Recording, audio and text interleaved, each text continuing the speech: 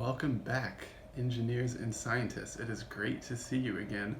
Remember, last week we did some awesome electricity experiments together. I hope that your static electricity experiment went well at home. Do you remember if the salt or the pepper was lighter and was able to stick to the spoon? Now, depending on what kind of salt and pepper you have at home, normally the pepper is lighter and it sticks to the spoon, and the salt is too heavy for the static electricity to pull it up, so the salt would stay in the bowl or the container you were using. Now, that's a pretty useful trick if you accidentally spilled salt and pepper and you only wanted to pick up the pepper to put on some of your food. You could pick up the pepper using your static electricity and leave the salt on the ground. Okay, so I hope that experiment went well for you. Since we did an experiment last week, that means this week we'll be doing an awesome Lego project together, okay?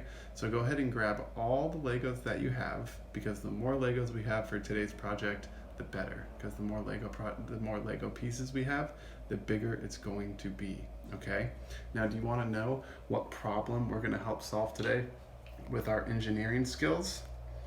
We are going to help Grandma Jane. Can everyone say hi to Grandma Jane? And Grandpa Jack. Can everyone say hi to Grandpa Jack? We're going to help Grandma Jane and Grandpa Jack take a walk to the other side of town that they've never been before, because on the way of their walk there is a river. And it's not just any kind of river, it's actually a river that has crocodiles in it. Okay? Now, your river at home, you can choose whatever animal you want. If you have any animals that you like to play with, you can grab them and bring them, and they can be a part of your pretend river for this project. Okay, engineers? So, this river that Grandma Jane and Grandpa Jack need to cross, okay, they need to find a way to get across it without using a boat, because they do not have access to a boat and they don't have a motor or a sail or paddles, which they would need to paddle or move their boat across the river. Okay, so does anyone else have any ideas for what they can use to help get from one end of the river to the other while staying dry and staying out of reach of the crocodiles or whatever animals you have in your river? Okay, if you were saying bridge, then you are right. Okay, so Fireman Bill, he's gonna help Grandma Jane and Grandpa Jack build a bridge to get across Crocodile River. Okay, now before we start, I want you to close your eyes with me, and I want you to think about any type of bridge that you've walked across or driven across or rode your bike across. Okay, there are all kinds of small bridges and big bridges in San Diego, in La Jolla, and all around the world. Okay, now I'm going to show you a couple different types of bridges before we start building. All right, engineers, so now we're going to talk about a couple different types of bridges, okay? Now, the most standard type of bridge, the one that's been around the longest for thousands of years, is called the beam bridge, okay? Now, the beam bridge, as you can see, it has two support beams, and then it has the beginning and the end on the two sides of the shore, and the beam bridge can help cars or people or bikes walk across it. It's pretty easy to build, but it can't hold a whole lot of weight. So you're not going to see beam bridges that are really, really long out in the real world. If you want to build a really, really long bridges that are longer than football fields, then you're going to need different types of bridges that can hold lots of cars, okay? But beam bridges are the most popular types of bridges. Now, another type of bridge is called the truss bridge. Okay, engineers, the truss bridge. Now, the truss bridge looks like a beam bridge on the bottom, but it can hold some extra weight because it has extra support on the top, if you can see my mouse cursor here, okay? Now, you'll notice that the truss bridge, it has what looks like squares on top of it. 1 square, 2 squares, 3 squares, and 4 squares. But then if you notice, those squares are actually made up of 2 triangles. Okay, look at, here's a triangle here. Here's 1 side, 2 side, and 3 sides of the triangle. And then on the other end of the square, there's 1 side, 2 sides, 3 sides of the triangle. And you'll also notice right here there's a triangle, 1 side, 2 sides, 3 sides. Now, engineers discovered a long time ago that using triangles to build things they are really, really strong, and they can hold a lot of weight. So a truss bridge uses triangles to help support it and make it stronger than a regular beam bridge. Now this right here is an example of the arch bridge. Okay, now arch bridges have also been around for a long time, and some arch bridges have one really long arch like this, and other ones have 2 or 3 arches across the bridge. And I'll show you some examples of those in a second. Okay, so that's called our arch bridge, and you actually have some arch bridges in your house, I bet, if you have any train tracks, and I'll show you that in a little bit too. Okay, now this one is called a suspension bridge, engineers. Suspension bridge. Suspension bridges not only have the support beams that are in the water like our beam bridge, but those support beams actually go up above the bridge, okay? And then it has some cables that go down and then back up in between the 2 support beams and all the way to the 2 ends of the bridge. Now, these cables, they're really, really thick, okay? They're thicker than your arm. That's how strong and big these cables are. And they're really, really tight. They're so tight that they create something called tension, like when you pull on a rope or a hose and you pull it really tight, or like a guitar string, okay? And that tension actually helps support some of the weight of the bridge from above. So that's why suspension bridges can be a lot longer than beam bridges, because those cables on top of it that create tension help it support extra weight. Okay, engineers? And then this one is called a cantilever bridge. And a cantilever bridge kind of looks like a suspension bridge because it can have cables above, but then it also has them below. So a cantilever bridge can hold even more weight than a suspension bridge. So if you wanted to build a really, really, really long bridge, then you would want to use a cantilever bridge. And then cable stayed bridges kind of look like suspension bridges, but instead of the cables going down and then back up in between the 2 support beams, these cables go down actually to the base of the bridge, but they don't go in between the 2 support beams. Okay, so a lot of people mix up cable stayed bridges and suspension bridges, but the difference is that the cable stayed bridges, the cables don't go in between the support beams. They go from the support beam down to the bottom of the bridge. Okay, and then let's look at some real life examples. All right, engineers, now we're going to check out some real life examples of these different kinds of bridges, okay? This first one is an arch bridge. And remember how I said the other example of an arch bridge just had one long arch? And if you notice, this arch bridge has 1, 2, 3, 4, 5 smaller arches, okay? This arch bridge is really old, thousands of years old, okay? And the older arch bridges, they had to use more arches to help support one bridge. And as engineers got better and better at building, now the newer arch bridges, they can use one big arch to make it, okay? But these older arch bridges, they look really cool, don't they? Okay, some of those arch bridges are thousands of years old, engineers. This one right here, this is the beam bridge, which the other example I showed, remember it had 2 support beams on it, but the longer the beam bridge is, the more support beams it has to have. So this one has 1, 2, 3, 4, 5, 6, 7, 8, 9, 10, over 10 beams. Okay, engineers, so you can make really long beam bridges. You just have to use lots of support beams, okay? But there is a limit to how long it can be, which is why the longest bridges in the world aren't beam bridges, okay? This is our cable stayed bridge, and remember, like I said, we can tell the difference because it has the cables that go down to the bridge, okay, engineers? So they have 2 support beams above the bridge, and then those cables go down to the bridge instead of going towards each other like on a suspension bridge. And then this is our cantilever bridge, engineers. This one is really, really long, and that's why they have to use the cantilever building style to help make it sturdy. You could not build a beam bridge that was this long and hold that many cars, okay? This one is the longest cantilever bridge, this one right here, and it's almost 2,000 feet long, engineers. And you can see this one has the support above and below the main bridge. This one we didn't show in the other picture, but I'm sure lots of you love this type of bridge. This one's called the drawbridge, which can help make it so that boats can go underneath it. The bridge actually opens up in the middle. Those ones are really cool. And then the tower bridge is a certain kind of bridge called a bascule bridge. This one's in London, and you can see that you can actually walk on top of the bridge. That one's really cool, huh, engineers?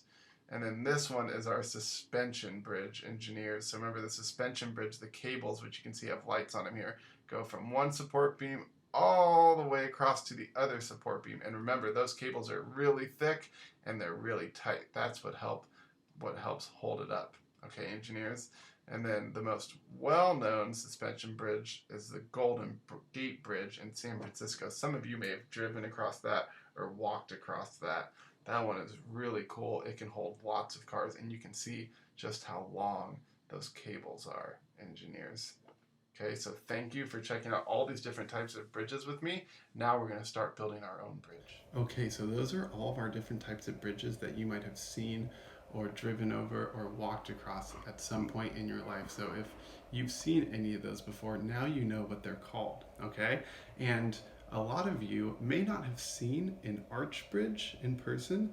Those bridges have been built for a really long time, thousands and thousands of years, but they're not that popular today. But one type of arch bridge that a lot of you might have at your house is one like this, if you have a train set.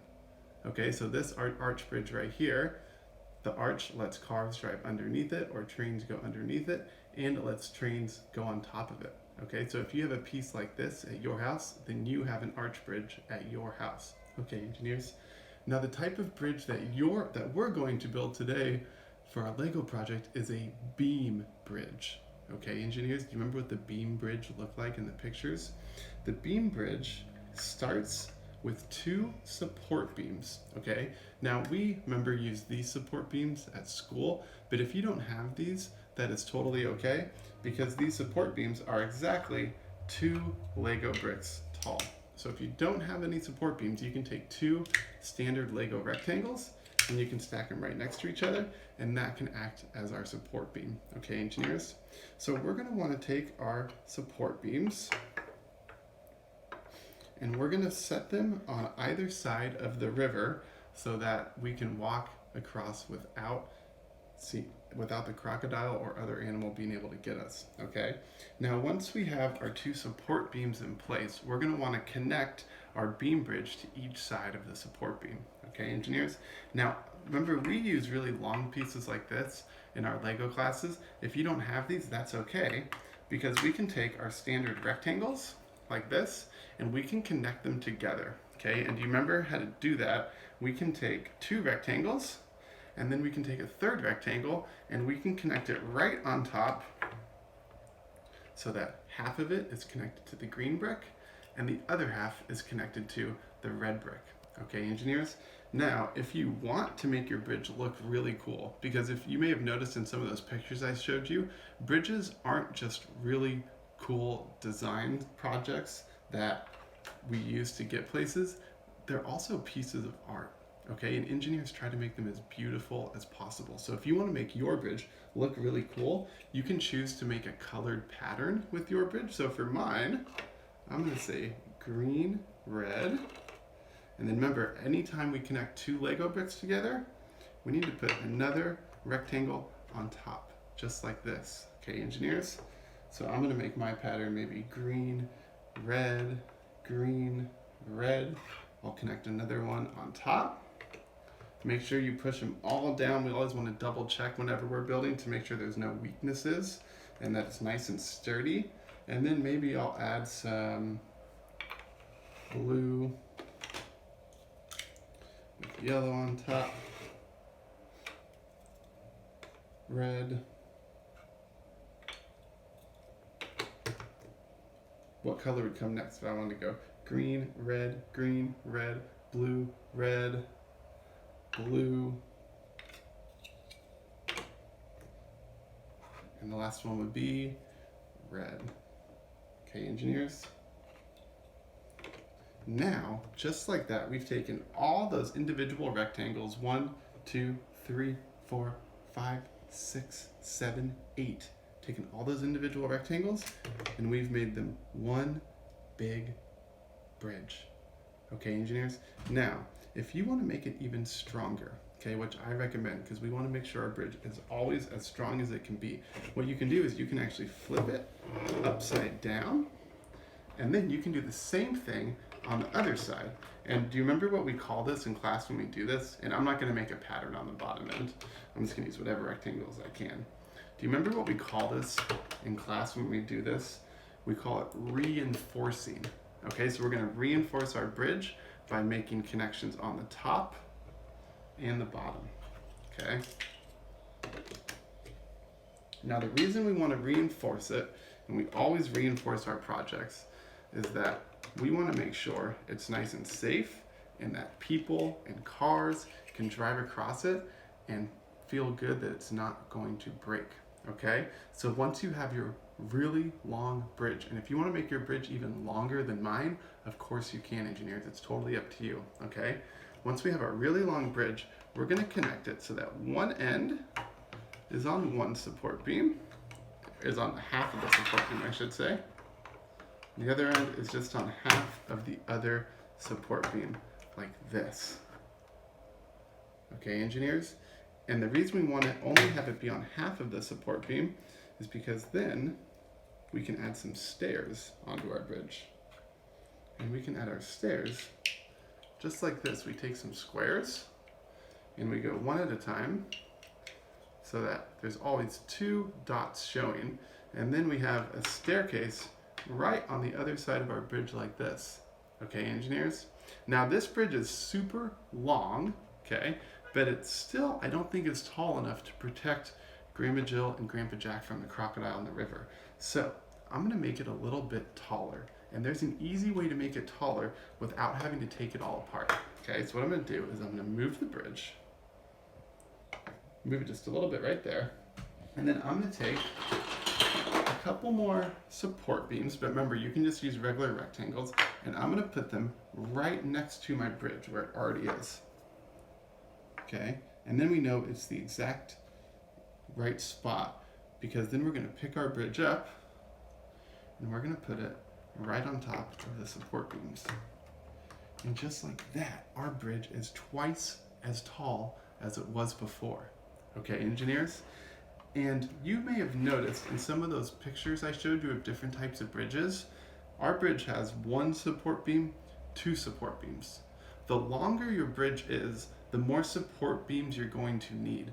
So because our bridge is super long, I'm gonna add 1 more support beam in the middle, okay? And your support beam can use rectangles or squares. It's totally up to you. For mine, I'm gonna use squares. Okay, engineers, and I'm gonna put it right in the middle. So now we have 3 support beams, and now I feel better when we have a lot of weight pushing down in the middle here. It's not gonna fold down. This support beam will help make sure it's nice and sturdy, okay? So now I'm gonna add my staircase again. So remember to add our staircase. We always have 2 dots showing on each brick as it climbs up, up, up. Because what good is a bridge if people and cars can't get up to it, right? And now, let's see if Grandma Jill, Grandpa Jack, Fireman Bill can walk up the stairs all the way to the middle of the bridge. Let's see if it's strong enough to hold them up. All 3 of them can stand right in the middle of the bridge. It's nice and sturdy, and it's too tall for the crocodile to get them. Okay, so our bridge is long enough to cross the river, it's tall enough to protect them from the crocodile, and it's strong enough to hold all of them up. But we're gonna see if this bridge is strong enough to hold up some heavier items than just our friends, because some bridges have to hold up hundreds or even thousands of cars at one time. Okay? And when engineers build those bridges, they don't build the bridge and then just let the cars drive on without doing any tests, because that might be a little bit dangerous. So they always do stability tests before they let cars and people walk on them or drive on them. So for our bridge, we're going to do some tests using books. So we're going to start with really light books. Okay, this is one of my son's favorite books. You may have read this book before. So we're going to start with books that my son Lennox likes, because those are a little bit smaller and they don't weigh as much. Okay, we always want to start our tests using light items, and then we'll work our way up to heavier items. Some of you may have some of these books at home, engineers. So far, it's holding them all up, nice and sturdy. I don't see any bending of my bridge at all. And now we're going to start adding some heavier books, okay? Just have to make sure it's nice and balanced so the books don't fall over.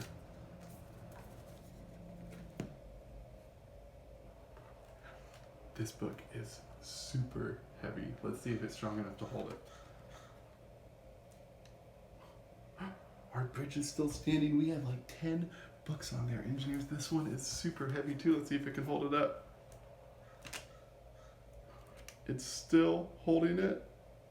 And our books are nice and balanced. You can always ask your parents to help you with this part. Now, do you think our bridge can hold up an entire Lego bin? That would be pretty crazy, right? Let's see. And this isn't an empty Lego bin. It's full of Legos, okay, engineers? Let's see if it can hold it up.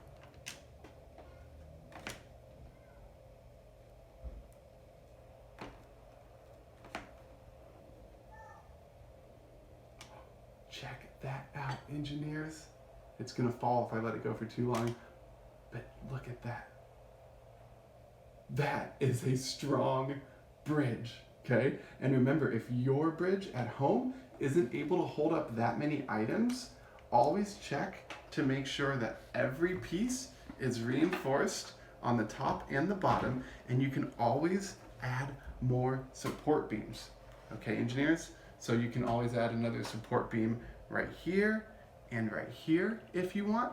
We just need to make sure that there's room underneath the bridge for cars and people to walk under. So you don't want to have a support beam going all the way across. There needs to be room for people to get under the bridge, just like with our arch bridge that trains and cars are able to drive through, okay? Now, one last thing, I'm gonna do a little bit of a measurement and see just how long my bridge is. So if you have a ruler or tape measurer at home, you can ask your parents to get it out for you. This ruler is 18 inches long, which is 1.5 feet, okay? So I'm gonna measure my bridge, and I want you to measure your bridge, and I want to challenge you to see if you can make your bridge even longer than mine, okay, engineers?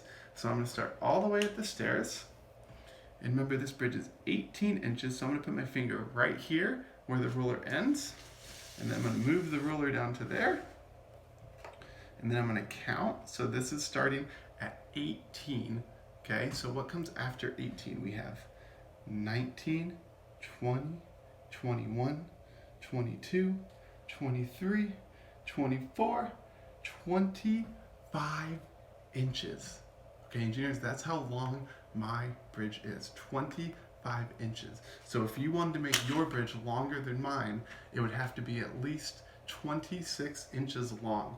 And I'm gonna measure how high my bridge is off the ground, and we'll see if you can make yours higher than mine, okay? So my bridge, if I'm counting from the bottom here, it's 1 inch, 2 inches off the ground. Okay, engineers, can you make your bridge even higher than 2 inches? And remember, if I wanted to make my bridge taller, I don't need to take everything apart. All we need to do is build another support beam, which means taking 2 rectangles and adding them together. We're gonna do that again right here. 2 rectangles. Add them together. Where are those rectangles? They like to hide sometimes, don't they? Oh, here, I found another support beam. So we're going to take our 2 support beams, set them right next to where our bridge already is. We pick our whole bridge up because it's nice and stable and add it on to the 2 new support beams. And then since we added 2 pieces under here, that means we would need to add 2 more rectangles into our middle support beam, because if our support beam's not touching the ground, then it's not supporting the bridge. It can still break right there. So we'll put those rectangles right there, and then we would also need to make our stairs a little bit higher too. So to do that, we're gonna have to add 2 more stairs. Remember, we always need to have 2 dots showing.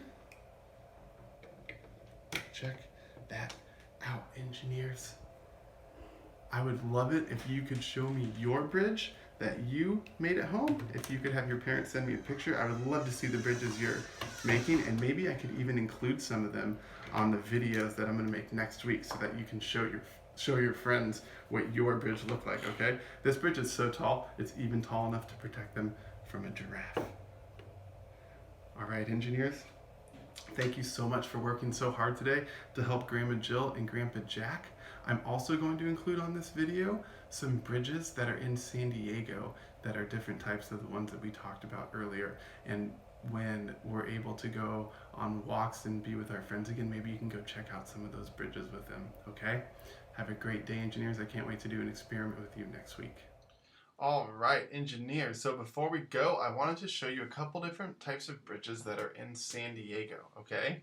Now this is a really simple beam bridge right here, and this is in Rancho Penasquitos, and you can see that it's a simple beam bridge and it's going across a tiny little creek. So it's a small bridge, but it's very useful because without it, you would have to step in the water and get all wet, okay? Now another type of pedestrian bridge, which means only people can walk across it, it's not strong enough for cars, is called the Spruce Street Suspension Bridge. This is a really cool bridge that's near Balboa Park, and it goes across a really big, long, and tall canyon. Okay, so if you've never walked across that bridge, ask your parents to go on it once we're able to go walk around wherever we want again. Now another type of bridge is called the Sweetwater Truss Bridge.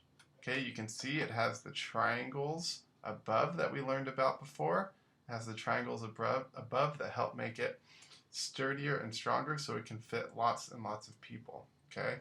Now the next type of bridge is a long arch bridge. So like I talked about before, this just has one really long arch that goes all the way across it, and it goes across an entire freeway, engineers. It is really, really long, and cars can drive across it. Now you may recognize this bridge. This is called the Cabrillo Bridge, and this is also an arch bridge, but it has 1, 2, 3, 4, 5, 6 arches in it, and the arches are wide enough for 2 lanes of cars to drive under them. Okay, so that's called the Cabrillo Bridge, and that has lots of arches.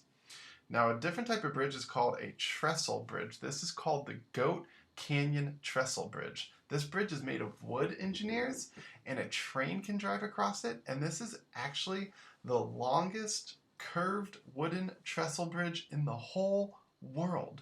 And it's just about 30 minutes east of San Diego. I'm going to show you another picture so you can see what it looks like with the curve and just how tall it is, engineers. That is awesome, isn't it? Okay, now probably the most famous bridge in San Diego that you may have seen or driven across is the Coronado Bridge. Okay, it's big and long and huge, and it's blue. It's a very beautiful bridge. Lots of people say it's one of the most beautiful bridges in the world. Now the Coronado Bridge connects us from downtown to the island of Coronado, and you can see just how many support beams it has that are built right into the water. Okay, now a lot of people, they wonder why the Coronado Bridge is curved. Why it doesn't just go from a straight line right to here. Why is it curved and go longer? And that's because it has to be tall enough in the middle, which is right here, the tallest point. It has to be tall enough for an aircraft carrier to fit underneath it. And the way that it's built, if they made it straight, it would be too steep to get that high in the middle, and it wouldn't have worked. So they actually had to make it longer by curving it so we could have a slow slope pointing up, so it would be tall enough in the middle for an aircraft carrier to fit underneath it. And this is what it looked like when it was being built.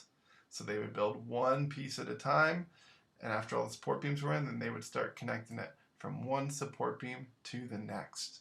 Okay, engineers, thank you so much for learning all about bridges with me. I can't wait to see you all again next week.